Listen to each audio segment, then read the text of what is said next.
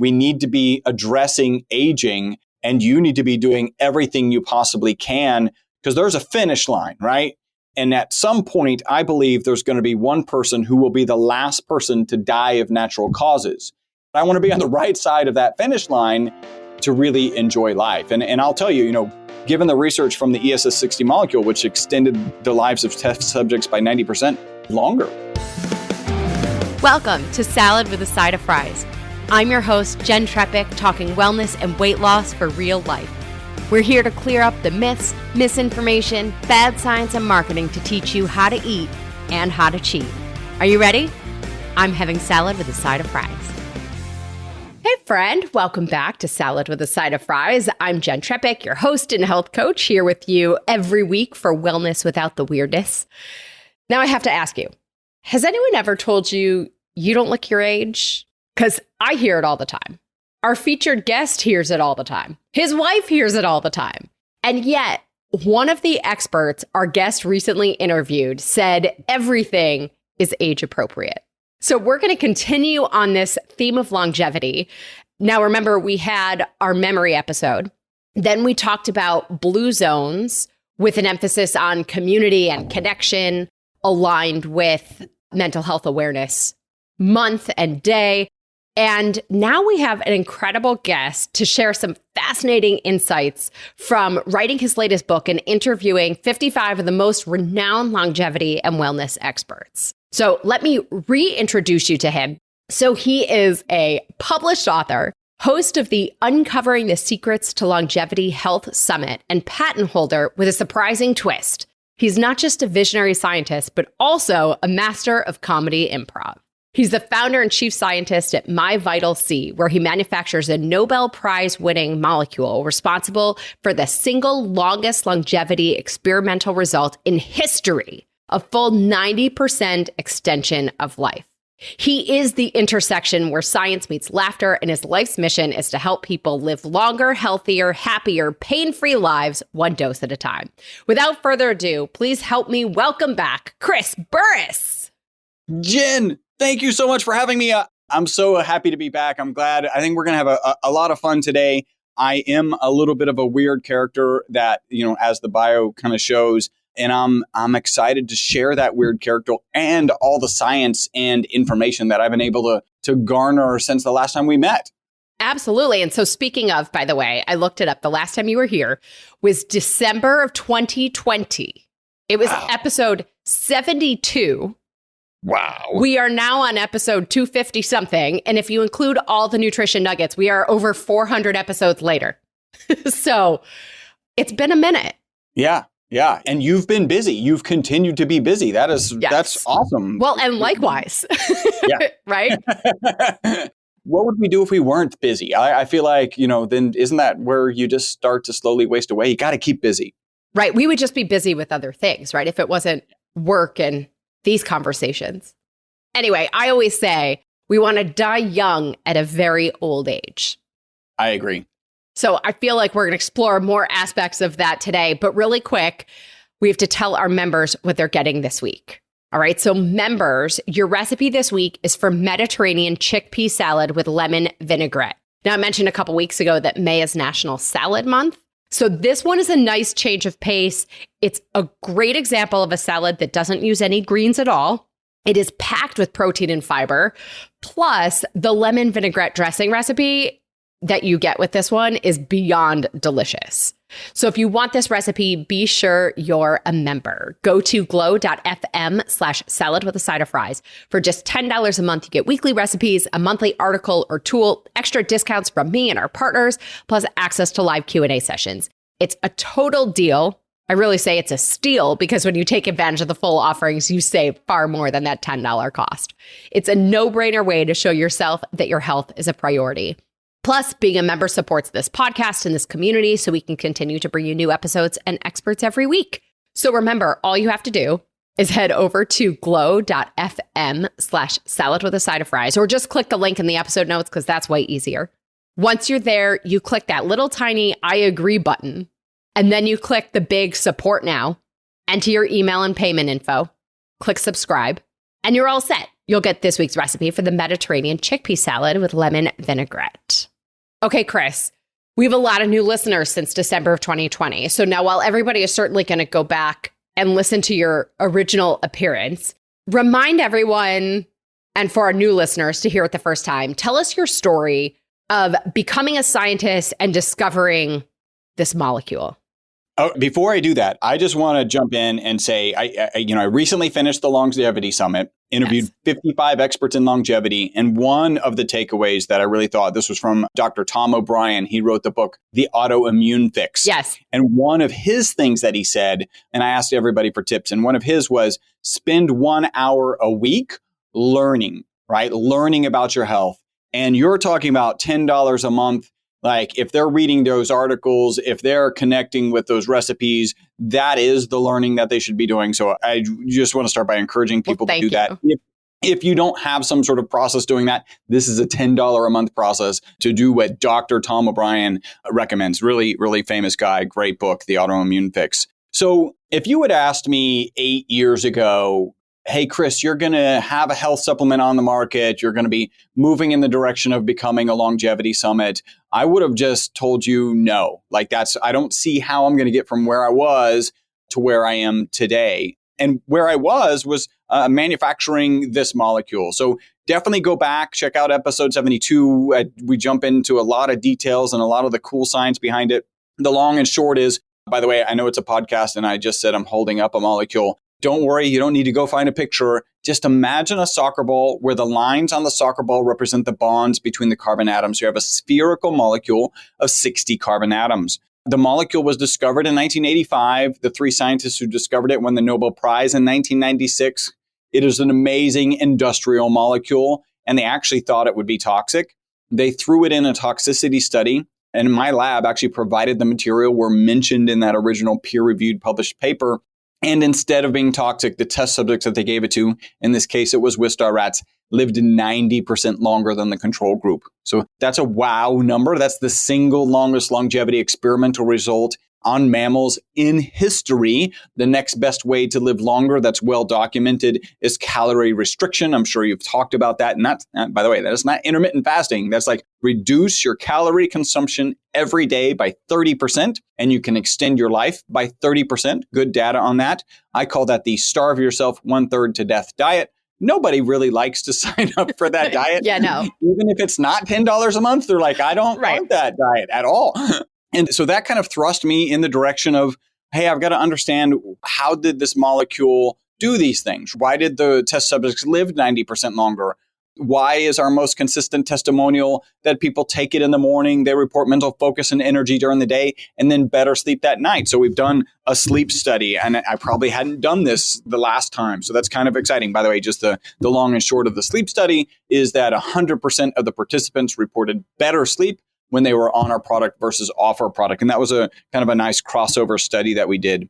Then at some point in the pandemic, probably close to when the last episode aired, I realized I wanted to write a book. I'm about to launch a podcast. I like doing these things, probably the same reason you do. One is when you are teaching something is when you really, truly learn something, right? 1,000%. So when I'm writing it down, right? When I'm writing it down in this book, again, live longer and better. When I'm writing it down in the book, I'm cementing that knowledge in my mind.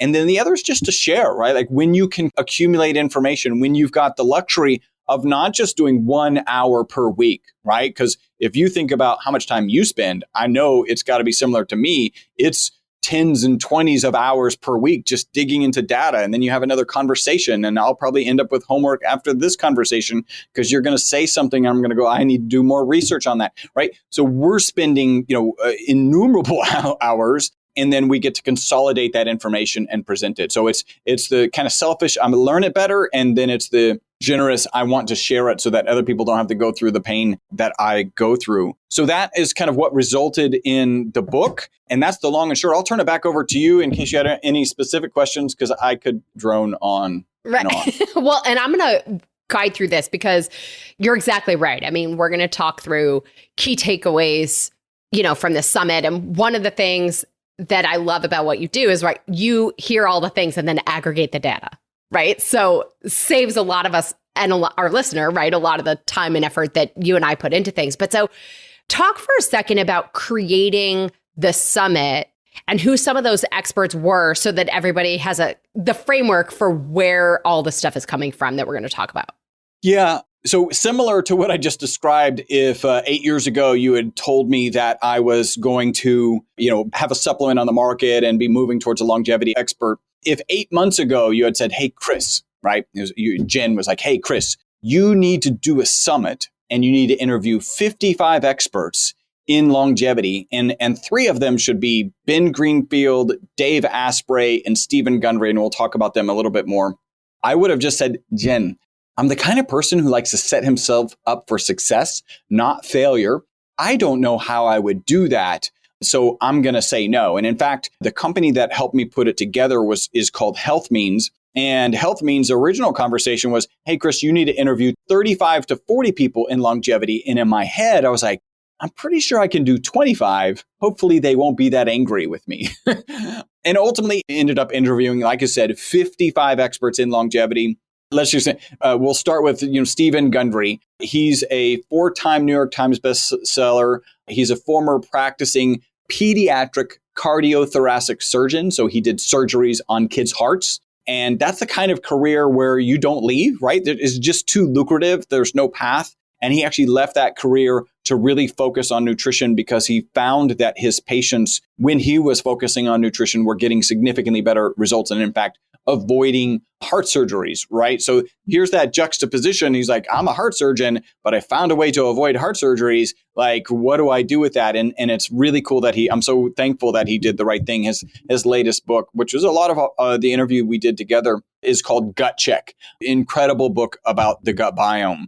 The next was Dave Asprey, right? Famous as the father of biohacking. There's a biohacking magazine that's just about to come out. We're actually a small feature in it. And Dave Asprey is on the cover of that magazine. Some people don't know that, but as soon as I say Bulletproof Coffee, they're like, oh, I think I have heard of that. He created Bulletproof Coffee. So phenomenal guy. And then Ben Greenfield, certainly less known outside of kind of longevity circles and longevity and biohacking circles. But inside those circles, incredibly well known. He's written like 14 books. He's like an encyclopedia about just everything. And so he was a fascinating interview. So that's what I ultimately ended up putting together and presenting. And, I came out of the back end of that really with a lot of knowledge that, again, it was like a crash course. I got my college degree in, I did 55 interviews in just under 3 months. You know how like I know. Interview, yeah. right?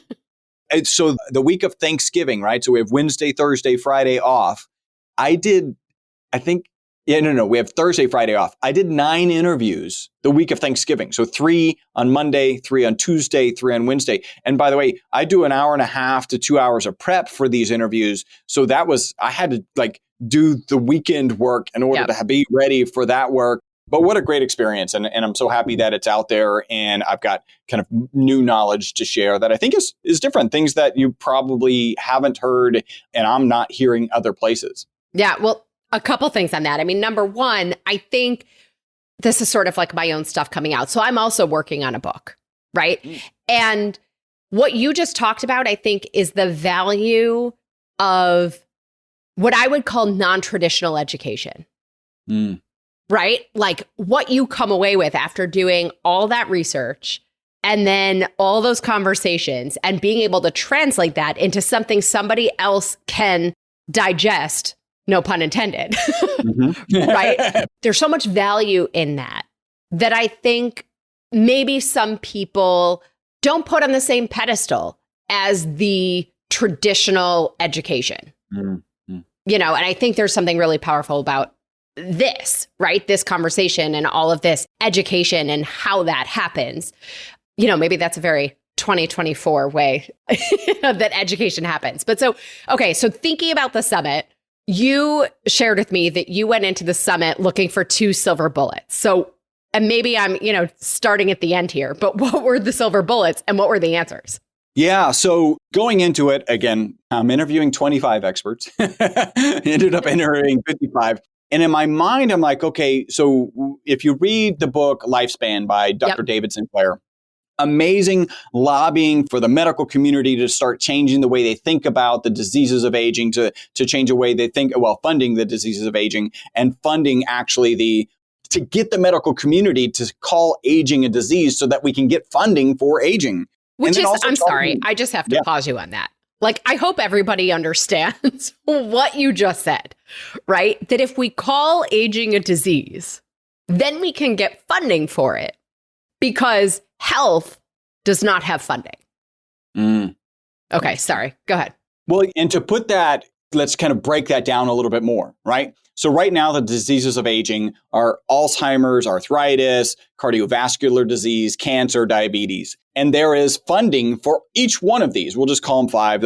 I may have missed 1 or 2, but there's funding for each one of these. And in our minds, we're like, hey, yeah, we got all this funding for cancer. And as soon as we solve cancer, we're going to dramatically extend the lifespan of humans. And the answer is actually no. Right? Because the next disease of aging just steps in to take us out, right? So I think I read somewhere, if we solve cancer, then we extend life by 5 years. Like, that's not what people are thinking, right? They're thinking cancer is the thing that killed my grandma. And if I had solved cancer, then I would, she would have still be alive. She would have made another 5 years, right? Is what the medical community thinks about. But one of the key indicators of all of these 5 diseases is aging. Right. So if we can solve aging, if we can address aging, if we can move funds and like it's going to be, there's a challenge here, right? Because you're like, let me take funding away from cancer and stick it into aging. Let me take funding away from Alzheimer's. Like, people want to solve those individual ones because that's their individual challenges. But if you can address aging globally, then you're actually going to address all 5 of those diseases. And so that's a lot of the reason that Dave Sinclair wrote that book, again, called Lifespan, Why We Age and Why We Don't Have to. I love the title. And ultimately, in his mind, we're going to get to the point where we live forever. And he convinced me, right? So when I went into this longevity summit, I was like, okay, I'm looking for 2 silver bullets. Like, one silver bullet is, what is the thing that kind of looks like it's going to stop us from living forever, right? And what is the one silver bullet, the pill that we could take that is really going to extend our life, if not forever, for significantly longer. I'll start on the one that we're hoping that we could take a pill and everything would be just hunky-dory and we would live forever. I did not find that silver bullet. That silver bullet does not seem to exist. And I think we know why. And let's be realistic about human nature. We wouldn't appreciate life as much if it were just really easy, right? The things in life that you have to work hard for are the things that really, when you look at happiness data, it's things that you have to work hard for, things that you have to sacrifice for that actually ultimately make you happy. So maybe one pill would make you live longer. Then the next thing is, how do I be happy? Right. Then we just need the next pill for the happiness. Happiness. Yeah. Right. Yeah. That one may already exist, but it has some severe negative side effects. Totally. Some of it, like no longevity. Right. So that silver bullet I did not find. The other silver bullet was there something that could kill us, right? Let's pretend we're the werewolves in this situation. And the silver bullet is, hey, we've got this vision of longevity. We can potentially live forever. We can potentially reach what's called the aging escape velocity, longevity escape velocity, and get outside of that. And we can talk about that in a second. What is it that might kill us? And I did find one, right? And I don't think people talk about this very often. I interviewed 2 experts in stem cells. Dr. Joy Kong, she practices out of California, and she does kind of the stem cells that you can do here. And what you can do here in the United States, or what you can't do here in the United States, is pull out stem cells, further grow them, and then inject those grown stem cells. You have to go to other countries for that. So that was one of the interviews. The other one was with Christian Drapeau. He's got a product called Stem Regen. He's a herbalist. Like, his Instagram channel is phenomenal. Like, he's putting out great information. And we really dug into stem cells. And what ultimately I pieced together really after the conversations with them is that stem cells come from one, I think a lot of people are like, stem cells are magic, but they don't really know what they do, right? So every cell in your body gets replaced at some rate, right? Your muscles, it's about 3 months. Your skin cells, I think, is about a week. But what replaces them, right? Like, it just doesn't, like, the guy next to it steps into it. No, you actually have stem cells that are released from your red bone marrow that go around and find what cells they need to replace, and they replace them, and then the old ones slough off or get reprocessed. And so stem cells are vitally important for our existence. And if the red bone marrow, where stem cells are coming from, and it turns out this is true, is shrinking as we age. In fact, I read one small piece that said Jean Clement or Jean Clement. She's the oldest lived, Yes. I'm probably butchering the name, the oldest lived human, happened to be a woman, lived to 122. The thing that I read said that it was clear that all of her cells most recently had been replaced by the exact same stem cell line, right? And so she was down to one stem cell generator, one red bone marrow, and then that stopped, right? It's kind of clear that if your repair mechanism stops producing the repair equipment or people or whatever you want to equate those stem cells to, you're just not going to make it much longer. And so that is a problem that needs to be managed as we think about living longer. And I haven't found, here's my homework, right? I haven't found anything that talks about maintaining red bone marrow's size. So that's something to dig into. Now, there may already be my brain is going a million miles. I'm thinking of a million things. Like it could be this and it could be that. So we'll talk more after. Yeah. Hey, we should dig into this research. But there may already be a solution, right? And that solution I kind of alluded to in if we can pull out stem cells and we can grow those stem cells, then we may end up in some sort of dialysis situation or whatever, where we're going and getting stem cell, re-injections, and so that we can extend life from that perspective. And then I don't know if you want to go back and if you've got any questions or go back and talk about the escape velocity. Please. Yes. Okay. So the concept, and Peter Diamandis is the first guy I heard it from. There's a book called Life Force with Tony Robbins and Peter Diamandis, and it talks about the longevity escape velocity. That is the point at which the medical community extends life by more than one day every day that passes, right? So if today, at the end of today, medical community on average, and this is, you just can't calculate it at the end of today, but I believe this will happen. If at the end of today, on average, the medical community had extended the average life by 1.1 days, then ostensibly you've reached the longevity escape velocity. And that's the point where we will live forever. So one of the reasons that I wrote the book is to convince people that this is a possibility, right? We need to be addressing aging, and you need to be doing everything you possibly can, because there's a finish line, right? And at some point, I believe there's going to be one person who will be the last person to die of natural causes. And it will suck to be that. I mean, technically they won't know, right? Because they've moved on, whatever that looks like. But I want to be on the right side of that finish line to really enjoy life. And I'll tell you, given the research from the molecule, the ESS60 molecule, I don't even know if I said the name of the molecule, ESS60, given the research from the ESS60 molecule, which extended the lives of test subjects by 90%, a lot of people were like, why would I want to live longer? And then, that's an easy thing to understand, and we can dig in this because it got some kind of confirming results. We currently don't separate living longer from living in an infirm state, right? Correct.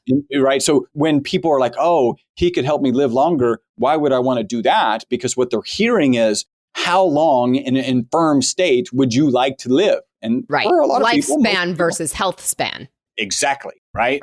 And for a lot of people, they're like, well, not much longer. And then if you change the question, you're like, Jen, if you had the same mental capacity that you had today and you had the same physical capacity that you have today, would you then be interested in living longer? Not everyone says yes, by the way. It really is. And some of them are kind of the dystopian, well, society is getting so bad and I don't want to be around for whatever happens next. I'm like, okay, I understand that.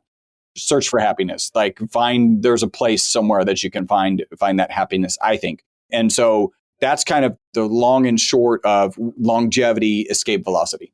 Okay, perfect. And then you actually asked some of these experts, right? So the leading minds in wellness and longevity, you said, how long are people going to live? Yeah. Right? I asked them 2 questions. Yes. Right? Every single one of these, I think I missed one because I hadn't prepped. How long do you think humans can live? And how long do you intend to live, right? And, great questions. I wonder what the answers were or whatever. I think the most profound thing out of this, because we aggregated the data, is that only 3 of the experts gave the same number, right? So think about that. These are experts in health span and lifespan who ostensibly believe that we can live longer, healthier than ever before, right? Who are pushing, or, they have a customer base where they're saying, hey, we can be healthier, we can live longer, all of these things. And they still haven't separated living longer from living infirmed. They're still in the same place as, frankly, as everyone else. And I think, if you were to ask me this, and we got some interesting answers, from different people. But if you asked me, there's a whole lot of qualification that goes with it, right? So I would say today, there's two answers. There's today and actually sooner than we think. And today my goal is 125. It's been 125 forever. I don't know where I got the goal. And if I'm honest, when I had the goal, 125 was not going to look pretty, right? It was like eking across that finish line and like, I made it, done, right? And, or, take the oxygen, like it was not going to be pretty. And that certainly has changed. But so I think, how long can humans live as of today? 120 to 125. That's what I would say. And then how long can they live? Well, I think just based on what Dave Sinclair is doing, based on what all of these longevity experts are doing, I think ultimately it will be forever, right? And they're like, oh, Chris, forever, but are we going to make it? I certainly hope so. One, like that's the first thing. I certainly hope so. And two, you have to realize that if it's possible, if it's biologically possible, it's going to happen so much faster than what you realize. When you start digging into the literature, into the papers that they're publishing today, understanding what the medical community has in store for us in the next 8 years, right? And you couple that with this fact. Now, this is crazy, mind-blowing fact. In 1950, medical information doubled every 50 years, 50, every 50 years. Today, medical information doubles every 73 days. So what that means is at the end of this year, we're going to have 16 times more information at the end of this year in total than we had when we started this year. And I don't think, and I think it's fair to say, that doesn't even include AI, because that's a today number. AI is really just kicking in. And I think AI is going to have a different impact, right? One, you can publish papers faster, right? Like here's the data, AI, whatever. Synthesize, here's the data set. Make the paper and then submit it to Nature, and then Nature makes sure that AI didn't do it, which it probably did, and then publish it. So that's going to happen faster. But I also think because of this aggregation of knowledge, the fact that they're describing these AIs as polymaths, they'll have extreme expertise in very niche areas, it's going to make us not do stupid tests, right? Like, hey, I want to check out these 5 compounds. And then AI comes back and says, well, 3 of those are just a total waste of time. Don't do it. And now you're down to 2 and you're publishing and focused on the right thing. So not only can we produce more information, the quality of the research that we're going to be doing is going to be even better. And I say all of that. And by the way, I used AI to do a quick calculation in 10 years, right? So 1950, information doubling every 50 years. 2024, doubling every 73 days. In 10 years, it should double every 15 minutes if that same path continues. And I say all of that to say, if it's possible, it's going to happen a lot faster than you realize. It's mind-boggling. And yet, given where we are now, I have to have you share it, the most common answer of how long these experts thought they'd live. Most of them were, honestly, they rarely gave a number. What they gave was, as long as I can be productive, as long as I'm healthy, as long as, which is kind of a cop-out. I guess I probably should have pushed them a little harder. And, okay, give us a number. But what that sounds like, I think that's where everyone is today, right? Like if you were just to ask somebody who isn't in the longevity space, you are a human, you are getting older, how long would you like to live? The average human lives to 82. And like, well, that sounds like a decent number as long as I have my physical capacities, as long as I have my mental capacities. Right, all the asterisks. Right? Yeah. And so I would say that the average number just fit into the average mindset. Now, there is a great example, and this didn't come from any of the experts I interviewed, just some, I don't know, it'd be nice to dig it up and figure out exactly where I got it. But the best analogy for the kind of life people would like to have is a candle, right? Because a candle burns bright and it burns from start to finish until at the very end, it just snubs out, right? The way I read one piece of data that said 20% of your life, that last 20% is in some state of infirmity, right? You're infirmed, you're impaired, whether it's oxygen tanks, whether it's, dialysis, whatever it is, it's 20%. That's a lot. And one of the interviews I remember they were talking about their uncle, right, who liked to drink and he liked to smoke, and he's visiting his doctor. And the doctor is like, if you don't stop drinking and smoking, this is going to cut off 10 years of your life. And the uncle was like, well, will that be the last 10 years? Because I'm not really that interested in those last 10 years. Right. Yeah, I've heard that before. Yeah, for sure. So I want to shift into, because you brought up an interesting thing as far as, how long we're going to live. It very much is a mindset of what are we expecting? What do we want that to look like?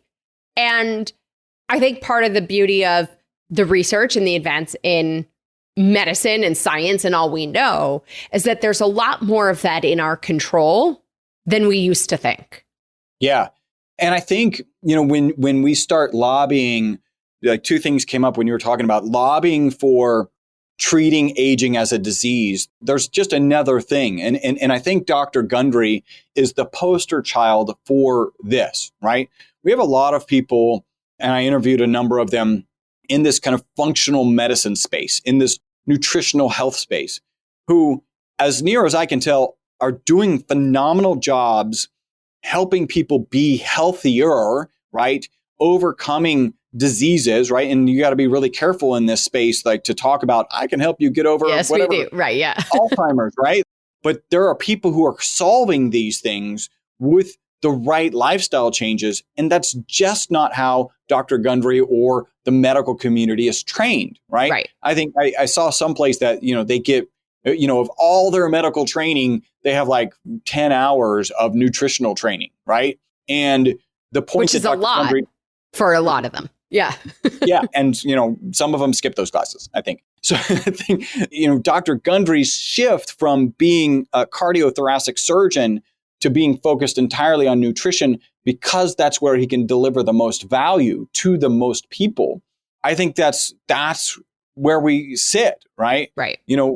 My mom recently had a surgery. They removed part of her colon. And honestly, it was right at all of that was happening while I was doing this interview, all these interviews. In hindsight, I would have fixed her diet and it would probably been fine, right? Like she probably didn't need that, is what I believe now. Yeah. But the doctor doesn't know that. And I think the doctor did, whatever the current best practice is. It's just not the practice that really should have been managed.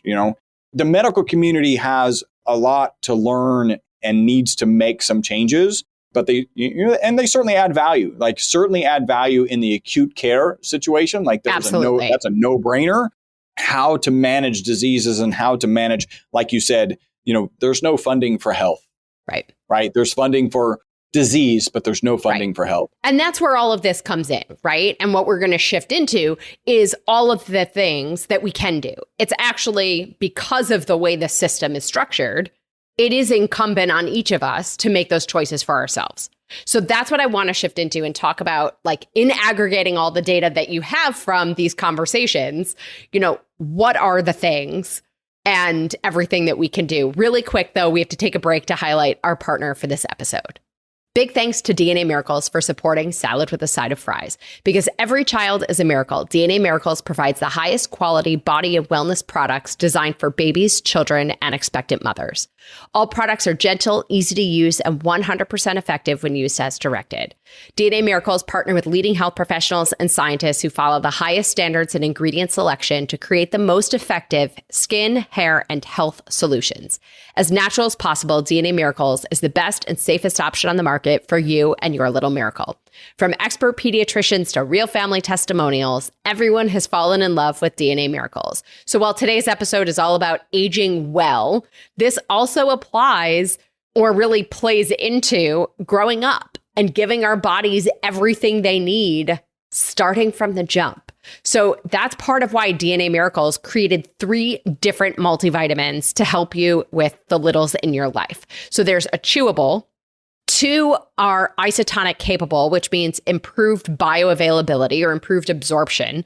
And the DNA Miracles Isotonics Multivitamin Plus was formulated to support the needs of kids who require particular nutritional support in the areas of digestive, neurological, and metabolic health. And I know you'll agree that the littles in your life, their health is worth a couple dollars a day. And that's before your discount for being a salad with a side of fries listener. So to get 10% off and free shipping, text the word miracles, MIRACLES, to 844-947-4846. You'll receive the link and coupon code right to your phone. Again, simply text the word miracles, plural with an S, MIRACLES, to 844-947-4846. This is a toll-free number. Standard text and data rates may apply. Okay, Chris. So biggest surprises of what you learned from all these interviews? Yeah, I think, well, one, I asked every one of the experts, and I said it this way, give us 2 to 3 habits, mindsets, protocols, let's call them shortcuts, because everybody likes shortcuts, for longevity or a long health span that you would share. And we aggregated all the data. Some of the surprises, right, were some people talked about things that they have clearly focused on, right? So I think we would both agree if like, hey, I'm going to throw out this next thing. And you're like, yeah, there's probably other things you should do first. A copper tongue scraper. Probably not a bad idea, but I wouldn't throw that on the front of the list of this is, and we even had a kind of brief conversation about cold plunges. That's not going to solve your health problems. That, right. You've got a lot of other things to do before that. Although I do think cold plunges go to mindset, and we could talk about that a little bit. One of the conversations I really did enjoy, and I think you've already referenced it, was with Dr. Paul Nash. He's a gerontologist, so looks at how society looks at the elderly and how the elderly look at themselves. And his statement that I really enjoy was, you got to know that everything is age appropriate, right? So, we were talking beforehand. It was like, grandma shouldn't, be skydiving. No, she should. Like, she should do it. Right. Right. And grandma shouldn't be, wearing Daisy Dukes. Okay, we can debate that. I'm not sure anyone should be wearing Daisy Dukes. but like, whatever it is, it's age appropriate. And his point was, we have this view that we need to protect and coddle. And it's the opposite that's true. If you look at, and you did recently a podcast on the blue zones. So one of the things you're probably aware of is a great indicator of longevity is the steepness of the village they live in, right? So when I go to church or friend's house or to the store, and I have to either go up the hill first or come up the hill after I've come back, that exercise is really important. And you don't want to take that away. I think there's a correlation of actually having stairs and living longer. Right? Because those stairs keep you healthy. You have to go up the stairs. Hopefully your house is laid out so that you have to go up the stairs for some purpose, and you actually tend to live longer. So I love that. I think it was a little bit of a surprise. I love the data that we aggregated, but I don't know if you wanted to take this in any particular direction. Yeah, go for it. Let's start with sort of like the headlines, and then we can dig into some of the things. Yeah. So again, asked all of them, 2 to 3 habits, protocols, mindsets, and then we aggregated all the data. We got 33.3% mentioned sleep, 52% mentioned exercise, 52% mentioned diet, 46% mentioned mindset, and then 15% mentioned socialize. Sometimes I don't even throw that number out, but I know you did a podcast relevant to that. I think that's probably more important than the 15%. 1,000%. Right? But yeah, when I first saw this data, I have a little journey to share with this. When I first saw this data, it was 33.3% sleep and then 46% mindset. And my first thought was, if you've read the book by Dr. Matthew Walker, Why We Sleep, which unfortunately doesn't have the same subtitle as a lifespan. So it's not why we sleep and why we don't have to. No, it's just why we sleep. It would be nice to get some additional 8 hours back for whatever we want to accomplish, but don't. Like you need that sleep. If you understand that, we know that sleep is good for our mental, physical, and emotional well-being. It's not an understatement to say that sleep is the most healing and restorative medicine that you can possibly get, right? And they said 33% sleep and then 46% mindset. They had mindset above sleep. And so at first I thought they got it wrong. Like sleep is more important than that. And then through some conversations and just ruminating on it, it dawned on me, like we're really talking about, in most cases, we're talking about a journey, right? In your membership, it's a journey, right? It's, hey, it's this recipe next week. This week, it's that recipe next week. Try this and figure out on this journey what really works for you. you're not even going to get on the journey if you don't have the right mindset. Let's just say you want to live longer and you want to live healthier and you need better sleep habits, but you don't have the mindset to make that change. Then they're not going to change, right? If you know you need to exercise more or more vigorously or do more flexibility and balance training than you're currently doing, but you don't have the mindset to make that change, it's not going to change. And the same with diet, right? Like if you understand, hey, I might have dietary sensitivities that I'm not really aware of, but are negatively impacting my body. But I'm afraid to learn what they are because I might have to give up Fritos or whatever it is, right? If you don't have the mindset to dig into that, then you're stuck and you're going to be stuck. So I think mindset is the most important thing. And I would put like, hey, if you're not in the right mindset to make these changes, any changes that you need to make, then just focus on mindset. Read a book like Live Longer and Better to understand that you could live longer and you could live better. Lifespan to understand, what's available. Life Force, yep. Amazing book about what there is. They're growing organs in labs, and those organs will eventually be put in people's bodies because you might need to replace your lung, liver, whatever. Like these are amazing things that are going to happen.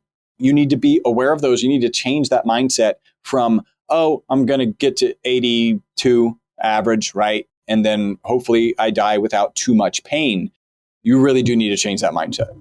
Yeah, it's so interesting too, because I think sometimes when people talk about mindset, it can be met with like an eye roll and it's like, yeah, but it really does underlie everything. And I think also for people to recognize with some self-compassion too, we don't have to be there in every given moment.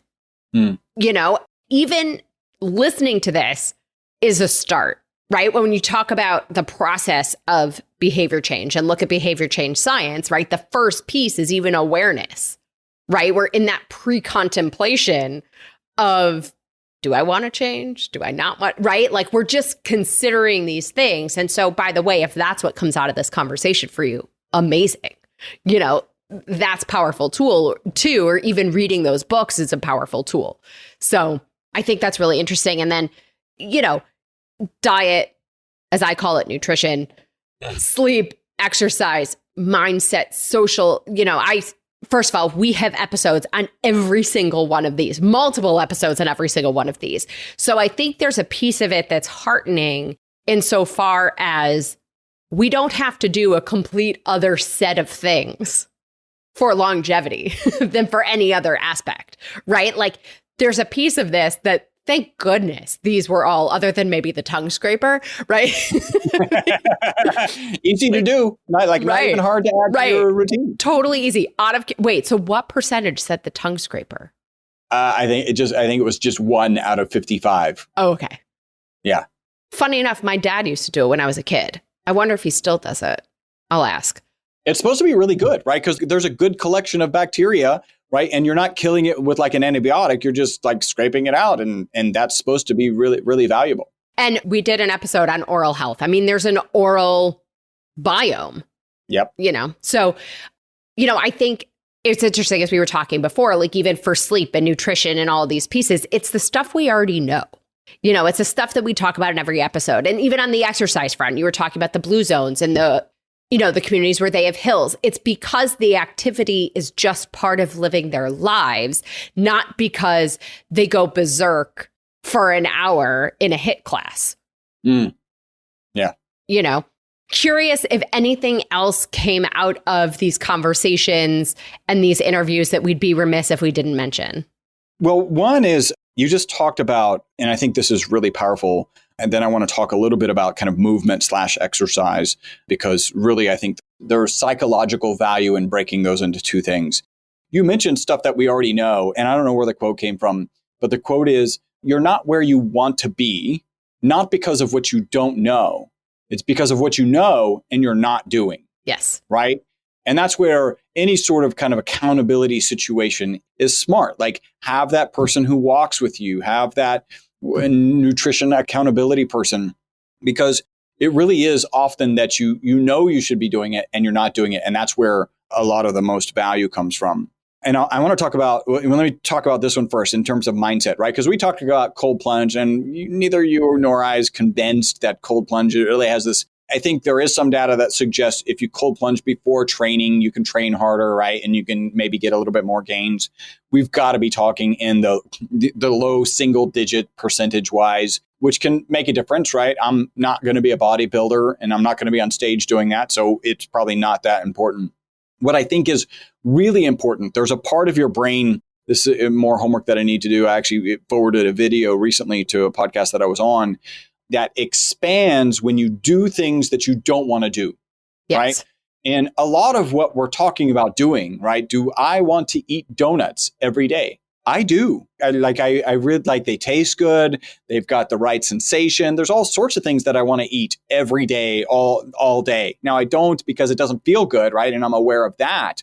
But yeah, in any endeavor, I describe it this way, that success is ultimately kind of boring, right? Whether you think about the success of Michael Phelps, right? He swam probably at the same pool, the same, 500 lengths, whatever the number was, every day for decades, right? He ate the same 15,000, whatever, a huge amount of calories every day for decades. This doesn't sound exciting, right? This sounds like I wouldn't want to do that, which is why it's so amazing that he did that.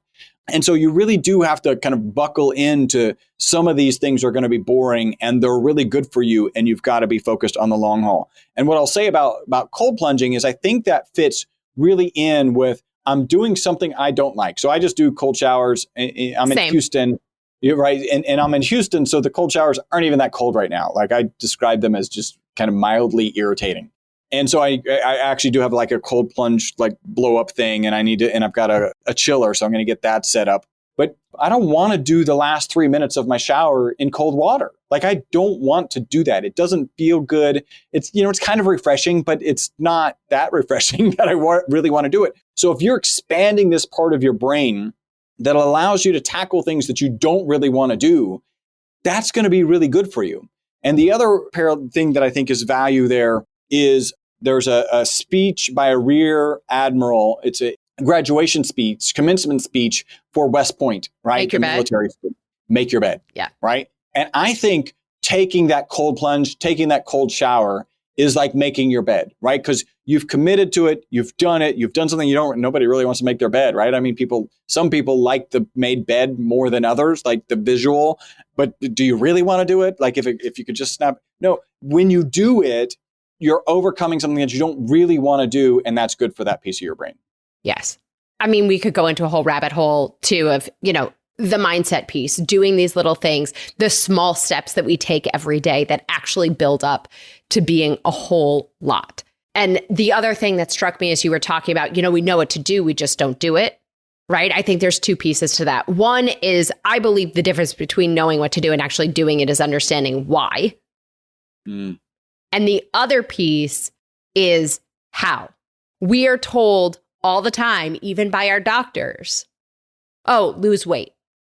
They tell us what to do. They don't help us with how to do it in a way that supports health. Yeah. And so that's where I do see tremendous value. I sort of explain to people, that's coaching.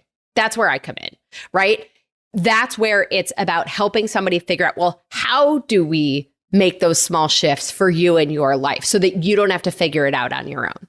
Because everybody, and then this goes to the social piece and the community, right? Everybody's trying to figure everything out on their own. And I think that's ultimately hurting us too. Yeah. When you say that they don't tell you how, part of the problem that I think comes in right next to it, and this was kind of covered, was covered in my longevity summit, is the testing. That the fact that we are all N of one, right? That diet may not be good for your genes. It may not be good for where your gut biome is today. It may not be good for you overall. So each person really has to spend some time, as much as it'd be nice. Yeah, you don't need to discover all this information yourself, but you do need to discover all the information about yourself, right? And there are testing protocols that you can do. We were talking about some of those earlier. And so I think that was another kind of eye-opening moment, is that nutrition is so important, understanding your food sensitivities is so important, and that you can, in fact, do those, you can find those things out with testing. Yeah. And in fact, if it's not in the budget to get the testing for food sensitivities, you can just do the AIP, right? The autoimmune protocol. It's not a diet, it's a protocol where you get off of all of the inflammatory foods, all of them, right? And you're on whole foods that aren't inflammatory, and then you start adding them back in. So you don't have to go out and spend any money on a test to identify where your sensitivities are. You can just follow the AIP protocol. Right. And even that, I think, doing that with a guide, with somebody else who can help you draw those connections is infinitely easier than, man in the woods figuring it out. Has experience, has seen other people and what drives them crazy and why. And okay, well, I'm pretty sure it's this. You should probably make this change. And then also gets back connected to you and goes, did you try that? Did you actually try that? Right. No. Are we going to try it this week? Yes. Right. There's only so many times you can go back to an accountability coach and go I didn't do it. Right. You're going to step up and get it done. Awesome. Well, I think clearly we could keep talking forever. I think this is a good place to put a pin in it. It's time for a rapid fire off-topic questions. Now, it's been almost 4 years since the last time you did these, so we won't go back and compare. But all right, what's the best thing you've done for your health this week? What's the naughtiest thing you've done related to your health this week? Best thing this week, I think, for my health is I've been going to a chiropractor who they visited our office. I was like, oh, I'm not going to sign up. I mean, I have a chiropractor that I've used in the past. And I was like, oh, okay, he convinced me. So I signed up. And then I was like, oh, I'm going to go to do this first one. I'm not going to do any more. He convinced me, right? Like, hey, I need to try this, right? I need to experience that. So he's been doing some good soft tissue. And then, of course, the kind of classic chiropractor stuff. So I think that's the best thing. The naughtiest thing, and, we have an office and there's people, and these people have birthdays. And there's this expectation of cake for birthdays. So yesterday I had some birthday cake, but when I know there's going to be birthday cake, I just cut my lunch lower, right? So to keep my calories right. And I also eat it before so I don't get that big glycemic spike. So those would be the two things. Excellent. If you weren't a scientist, what would you do? Oh, wow. I would probably be helping people change their mindset. One of my best friends is a life coach, the best therapist I can possibly imagine. And I have as one of my goals to expand his process. He calls it the subconscious rapid transformation technique. His name is Patrick Wanis. To get that technique into more people's hands, because you're a coach, people are at their set point. When they come to you, the first thing you're able to do is get them on the other side of that set point, which is where they actually believe they're supposed to be, and you get them here. And so most of your time is like, why aren't you doing this? Like, what's inside of you? And his SRTT process can find it, heal it, and let it go. Favorite book on any topic other than your area of expertise, or it could be a fiction book? Wow. I'm reading a book right now. I think it's Save the World in 28 Days. I really like it. It's a testing company during the pandemic had to ramp up, their production, 30-fold or something. And so it's about business. It's about delivering value. And it's, so poignant. They're based here in Houston. Interesting. If you could cure one ailment, disease, or sickness, what would it be? So I think we would go with make everyone understand that they do deserve it. Love it. If you were a superhero, what would be your superpower? It's going to be the same. It's going to be like, get into people's minds and you deserve it. Like, let's let go of the childhood trauma, whether it was, really what we would call trauma, or if it was minor things that you incredibly misinterpreted because you were an 8-year-old, let's heal that. Yeah. What's your biggest pet peeve? Oh, I've tried to stop having pet peeves because I don't know if you know this, but a pet peeve is really something you hate about yourself. And I know you have listeners going, no. I just hate people who let their dogs poop in the yard. If you do, then you have a dog and sometimes you leave it in somebody's yard. Like you hate it in yourself. So I've tried to get rid of pet peeves. I'm going to go with this. And I'll claim that I don't do this, but I can't be perfect. People who listen to their cell phones without earbuds, if the volume's on, that drives me crazy. And I just hey, nobody else wants to listen to your stuff. Totally. It's just not cool. All right. Last one, in your opinion, maybe we know the answer to this. What's the next frontier in wellness? Well, I think living forever, right? I think the sky's the limit in wellness because so much is going to change. I think we have a hard time understanding what's going to happen because information is changing so quickly. Excellent. Well, Chris, thank you again for being here. Tell everybody how to connect with you, where to get your book, all the things. Yeah. So there's a link for your audience. It's myvitalc, as in carbon.com/SWASOF, right? So that's salad with a side of fries, SWASOF. When you go there, we'll actually have a coupon code there for $15 off your initial order. So we're not going to give you the code. You have to go to myvitalc.com/SWASOF. I'll give you a little bit of advice. When you go there, you can buy one bottle. You can get 20% off if you go on subscription. Even if you just want one bottle, go on subscription. You can cancel at any time. Our customer service team has like 850 plus 5-star reviews on Google. They are not trained to talk you out of canceling your subscription. Just take advantage of that discount. I do have the book. The book is Live Longer and Better. It's available on Amazon. I know you're writing a book. One of the most challenging things I ever did was record the audio for my book. Oh, yeah. It was stupidly challenging. But that's done. I'm listening to it for the last time. I have a special charity aspect of the book. So again, you can get it on Amazon. If you get it on our site, you can pay $10. I'll sign a copy. $15. My co-author, which is an amazing story. Also, he's a 2-time New York Times #1 bestseller. He'll sign it. That's $15. 100% of the signature fee goes to OUR. That's Operation Underground Railroad. You may remember the movie Sound of Freedom, where they're addressing child sex trafficking. That's that organization. I saw him speak before the movie came out. That moved me. The movie moved me. And so 100% of the signature fees goes to Operation Underground Railroad. Amazing. I love it. Well, thank you again. Just truly appreciate your insights and, you having all of these conversations so that we get to learn the benefit of all of them, but you did the work. So thank you. Thank you so much, Jen. This was awesome. Awesome. Well, all right, everybody. On Friday, in this week's Nutrition Nugget, we're talking all about NAD+. So you've probably heard about it in the news. I mentioned it in one of our episodes. I want to say it was the more recent Q&A episode that was called Ask Jen Anything. And I promised a nutrition nugget on this. So fitting for this episode and our whole theme of longevity, NAD is referred to as the closest thing we've found to the fountain of youth. So what is it? How do we get it? We're going to talk about it all on Friday in this week's Nutrition Nugget. So be sure wherever you're listening, click the plus sign or the follow button, and your app will alert you when the Nutrition Nugget goes live. All right. Well, as always, everybody, I'm your host, Jenn Trepeck. Connect with me on Instagram or all social media. I'm at Jenn Trepeck, JENNTREPECK.